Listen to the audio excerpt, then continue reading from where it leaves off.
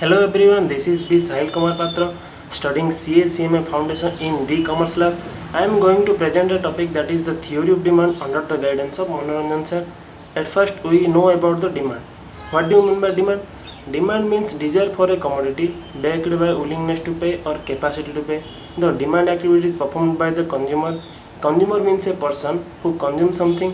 The activity of consumer is consumption.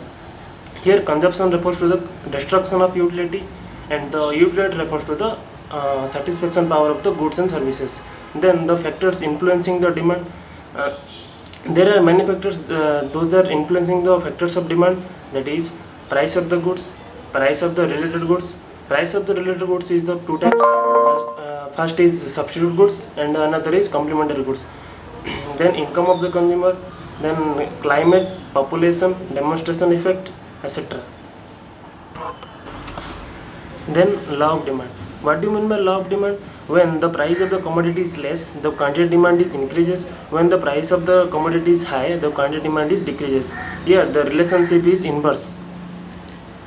Then some assumptions or conditions of law of demand. First, rational consumer. Second one is income of the consumer must remain same. Third, other things must remain same. Other things refers to the taste, preference, habit, etc. Then when we present the law of demand in tabular form, then it is called demand schedule. Demand schedule is of two types. When we calculate the one person, then it is called individual demand schedule. When we calculate more than one person, then it is called market demand schedule. Demand curve. Then demand curve. What do you mean by demand curve? Demand curve is the graphical representation of the demand schedule. Then the limitations of law of demand. There are 5 limitations of law of demand. First, inferior goods or given goods, then necessary goods, then luxurious goods or conspicuous goods, then ignorance of the consumer, then future expectation about the price. Then elasticity of demand. What do you mean by elasticity? If quantity demanded changes with respect to the change in price, then it is called elasticity. Then what do you mean by elasticity of demand? If the relative change in price, then it is called elasticity of demand. There are 3 types of elasticity of demand. First, price elasticity of demand. Second, income elasticity of demand. Third, cross elasticity of demand. The price elasticity of demand is again divided into 5 types. First, perfectly elastic demand. A slight change in price leads to infinite change in quantity demanded, then it is called perfectly elastic demand. The mathematical value is infinity and the curve is parallel to x-axis. Then perfectly inelastic demand. If there is a change in price but no change in quantity demanded, then it is called perfectly inelastic demand. The mathematical value is 0 and the curve is parallel to y-axis. Then relatively elastic demand. The proportionate change in price leads to more than proportionate change in quantity demanded, then it is called relatively elastic demand. The mathematical value is greater than 1 and the curve is flatter. Then relatively inelastic demand.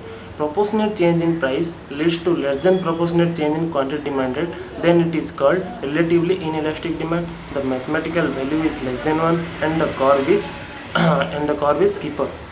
Then unitary demand. When the proportionate change in price is equal to proportionate change in quantity demanded, then it is called unitary demand. The mathematical value is 1 and the curve is rectangular hyperbola. Then income elasticity of demand. What do you mean by income elasticity of demand? Income elasticity of demand refers to the proportionate change in quantity demanded due to proportionate change in income. Income elasticity of demand is divided into 5 types. One is perfectly income elastic demand, that is a little change in income leads to infinite change in quantity demanded, then it is called perfectly elastic demand, perfectly income elastic demand. Then perfectly income inelastic demand. When a change in income leads to no change in quantity demanded, then it is called perfectly inelastic income demand. Then unitary income elasticity of demand. When the proportionate change in quantity demanded, then it is called unitary income elasticity of demand. Then relatively income elasticity demand. proportionate change in income leads to more than proportionate change in quantity demanded, then it is called relatively income elasticity of demand. Then relatively income inelasticity of demand. Proportionate change in price, proportionate change in income leads to less than proportionate change in quantity demanded, then it is called relatively income inelasticity of demand. Then cross elasticity of demand. It refers to the proportionate change in quantity demanded of a one commodity due to proportionate change in price of the other commodity. Then change in demand is increase in demand or decrease in demand.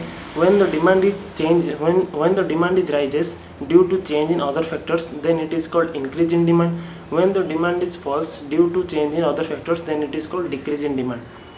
And then the change in quantity demanded. Change in quantity demanded means expansion of demand or contraction of demand.